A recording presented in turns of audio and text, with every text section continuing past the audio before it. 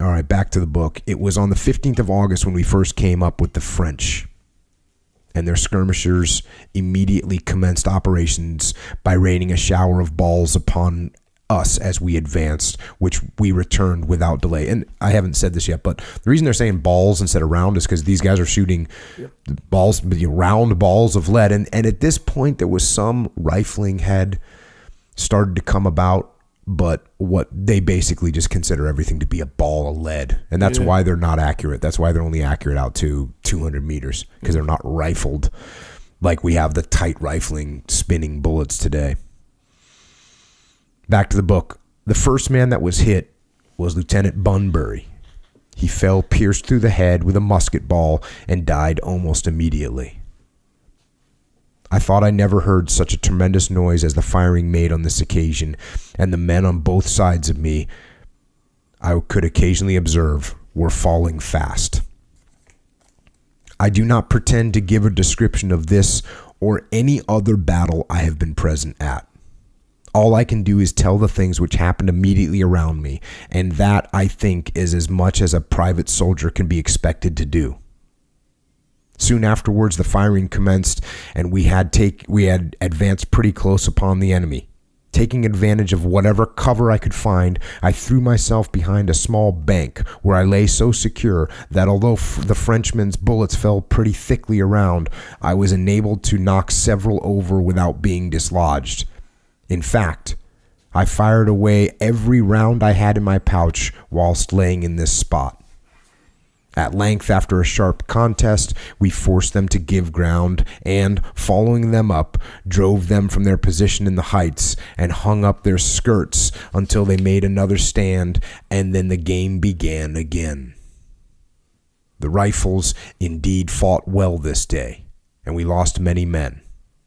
They seemed in high spirits and delighted at having driven the enemy before them. Joseph Cochan was by my side, loading and firing very industriously about this period of the day. Thirsting with heat and action, he lifted his canteen to his mouth. "Here's to you, old boy," he said as he took a pull at its contents. As he did so, a bullet went through the canteen and perforated his brain, killing him in a moment. Another man fell close to him almost immediately, struck by a ball in the thigh. I saw a man named Simmons struck full in the face by a round shot, and he came to the ground a headless trunk.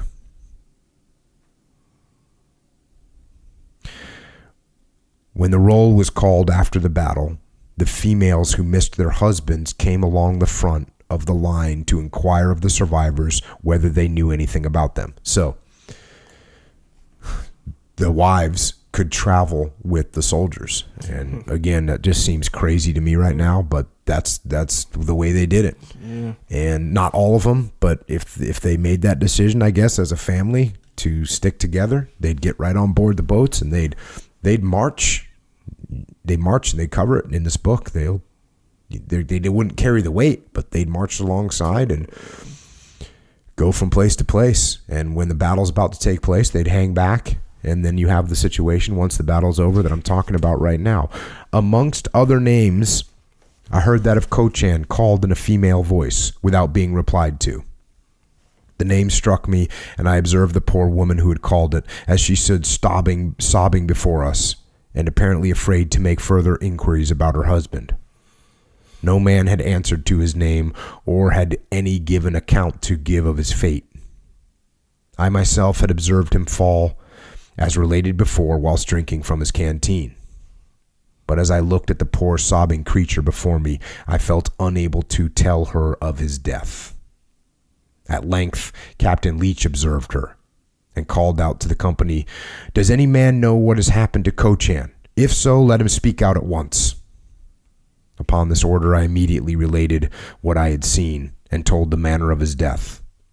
After a while, Mrs. Cochan appeared anxious to seek the spot where her husband fell, and in the hope of still finding him alive, asked me to accompany her over the field.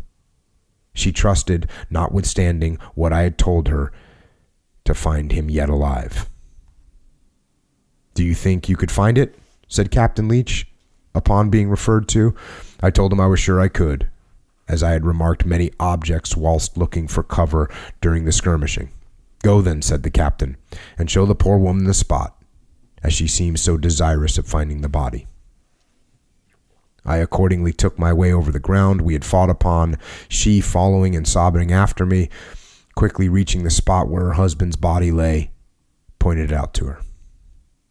She now discovered soon all her hopes were in vain. She embraced a stiffened corpse, and after rising and contemplating his disfigured face for some minutes, with hands clasped and tears streaming down her cheeks, she took a prayer book from her pocket and, kneeling down, repeated the service for the dead over the body. Poor woman. I pitied her much, but there was no remedy.